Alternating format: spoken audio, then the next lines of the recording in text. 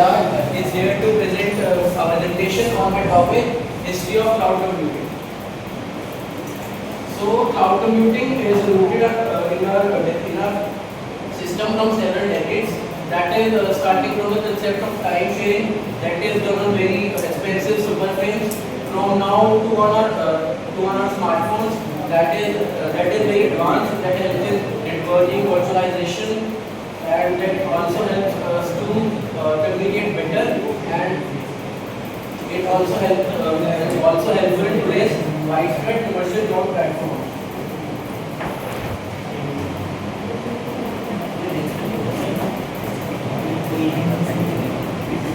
So cloud computing history start with the foundation, that is chapter 1 of the early events.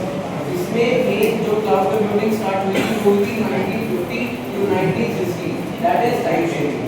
Time sharing के time पे इतने अच्छे advance computers नहीं थे. उस टाइम मेन फ्रेम्स होते थे जो कि बहुत एक्सपेंसिव होते थे, जिसमें मल्टीपल यूजर्स को एक सिंगल कंप्यूटर शेयर करना पड़ता था in order to virtualize their data. उसकी वजह से सुपर फ्रेम्स एक्सपेंसिव होने की वजह से इन्वेस्टमेंट बहुत ज़्यादा लगती थी, और वो हमारा फर्स्ट स्टेप था रिसोर्स वर्चुअलाइजेशन. उसका सेकेंड स्टेप था कंप्यूटिंग एज अ यूटिलिटी, जो डेवलप हुआ था 1961 में. जॉन मैकैर्थी एक कंप्यूटर साइंटिस्ट थे. उनका मानना ये था कि जो कंप्यूटिंग पावर है वो वाटर, इलेक्ट्रिसिटी का सोल्ड होनी चाहिए. जैसे जितना हम कंज्यूम करें हमें उतना ही पे करना पड़ेगा. Third is project math and arithmetics. Project math की फुल फॉर्म है प्रोजेक्ट मैथमेटिक्स एंड कंप्यूटेशन.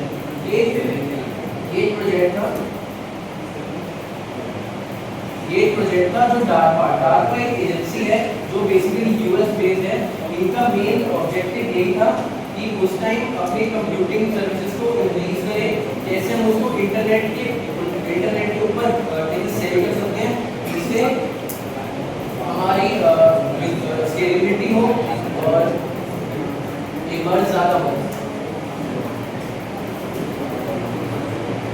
उसके बाद अर्ली विजन के बाद कुछ एडवांसमेंट्स हुए थे हमारी कंप्यूटिंग में, जैसे कि वर्चुअलाइजेशन और डिस्ट्रीब्यूटेड कंप्यूटिंग. 1970 में मेजर एक एडवांसमेंट आया था क्लाउड कंप्यूटिंग में, जिसे हम कहते हैं IBM ऑपरेटिंग सिस्टम. IBM एक कंपनी है जिन्होंने VM ऑपरेटिंग सिस्टम उसका इंट्रोड्यूस करा था.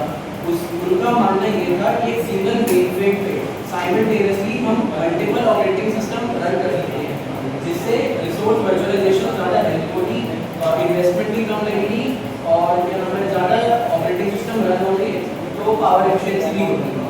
Second is client server computing and VPNs. Network की एफिशिएंसी बढ़ने से मॉडर्न क्लाउड आर्किटेक्चर का स्टेट सेटअप हुआ था, जिसकी वजह से डिस्ट्रीब्यूटेड रिसोर्स ऑप्टिमाइजेशन हुआ, और हम different parts of the world में बैठ के किसी भी कंपनी का सर्वर एक्सेस कर सकते हैं. इस फ्लो चार्ट में बेसिकली उसका नया एडवांसमेंट दिखाया है कि लेट 90s और अर्ली 2000 में कमर्शियल क्लाउड कैसे इंट्रोड्यूस हुआ था. 1999 ऑन डिमांड सॉफ्टवेयर. Salesforce.com एक कंपनी थी जिन्होंने बेसिकली सॉफ्टवेयर को एज अ सर्विस प्रोवाइड करना यूज किया था. कंपनी को ये रिक्वायरमेंट क्या है, कंपनी को नेसेसिटी क्या है, उनकी डिमांड के बेसिस पे सॉफ्टवेयर डेवलप करना और उनको सेल कर देना उन्होंने स्टार्ट करा था. 1999 WM विद वर्चुअलाइजेशन. WM का बेसिक जो उस टाइम की एक मोटिव था कि एक तो बेसिक x86 हार्डवेयर होता है, मतलब जिसके अंदर बेसिक नेसेसिटी हो, बेसिक कीबोर्ड, बेसिक कंप्यूटर और बेसिक चीजें. उनका यही एक ऑब्जेक्टिव था कि एक कैसे सिंगल कंप्यूटर पे वो मल्टीपल ऑपरेटिंग सिस्टम रन कर सकते हैं, जिसकी वजह से क्लाउड इंफ्रास्ट्रक्चर स्केल हो और ज़्यादा एफिशिएंसी इंक्रीज हो. 2002 AWS launch. Amazon web services उन्होंने फर्स्ट टाइम 2002 में अपनी कंप्यूटेशन सर्विसेज को इंट्रोड्यूस करा था, जिसमें वो बेसिकली स्टोरेज यूजर्स को प्रोवाइड करते थे कि आप अपना डाटा हमारे सर्वर पर स्टोर करें. 2006 EC2 दोस्त होते थे. AWS ने 2006 में EC2 that is elastic compute cloud, जिसमें आप अपनी डिमांड के अकॉर्डिंग अपनी स्टोरेज कैपेसिटी को सेट कर सकते हो, जिसकी वजह से उस time infrastructure as a services introduce किया जाता है। IaaS मतलब कि एक कंपनी की डिमांड है, उनको कौन सा इंफ्रास्ट्रक्चर रिक्वायर्ड है। 2009-2010 एंटरप्राइज क्लाउड एक्सपेंशन। 2009-2010 में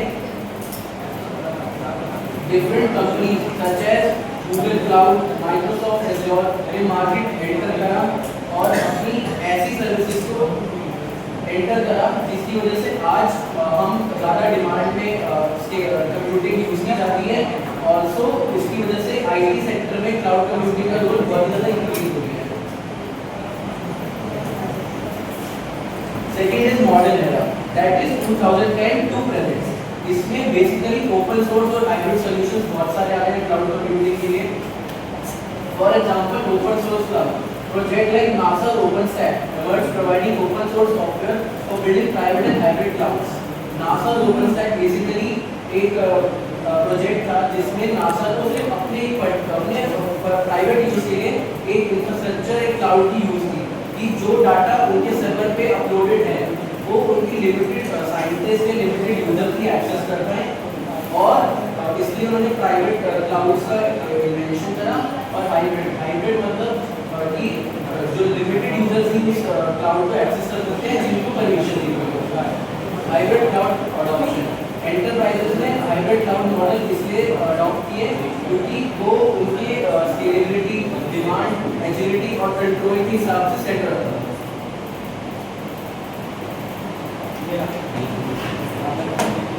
the cloud and critical infrastructure. अब हम बेसिकली इस स्लाइड में ये बात करेंगे कि अब जो क्लाउड है आज के टाइम पे क्यों नेसेसरी है, क्यों इम्पोर्टेंट है।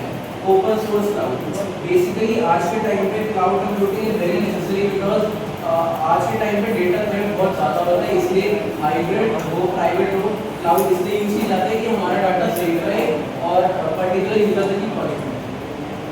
हाइब्रिड क्लाउड मॉडल, इसका हाइब्रिड क्लाउड मॉडल में बेसिकली ये होता है कि जो ऑथराइजेशन बेस्ड यूजर होते हैं वही हम उस पर्टिकुलर डाटा को एक्सेस कर पाएँ और पब्लिक क्लाउड उस लिमिटेड क्लाउड ऐसे भी होते हैं तो सिर्फ यूजर्स के लिए। Specialised cloud services, IBM, Oracle और AWS आउटपुट, ये कुछ कंपनीज हैं जिन्होंने अपनी प्राइवेट क्लाउड कंप्यूटिंग की सर्विसेज प्रोवाइड करी थी यूजर को ताकि वो एज अ प्रॉफिट भी कमा पाए, स्केलेबल भी हो और user digital transformation. Cloud is also helpful in analytics, data virtualization, and optimization.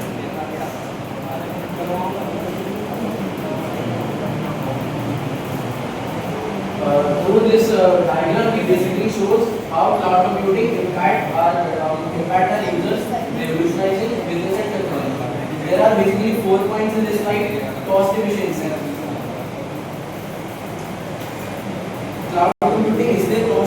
है कि कोई भी कंपनी अपनी डिमांड और रिक्वायरमेंट के हिसाब से उसको सेट कर सकती है जिसकी वजह से अगर ट्रैफिक स्पाइक होता है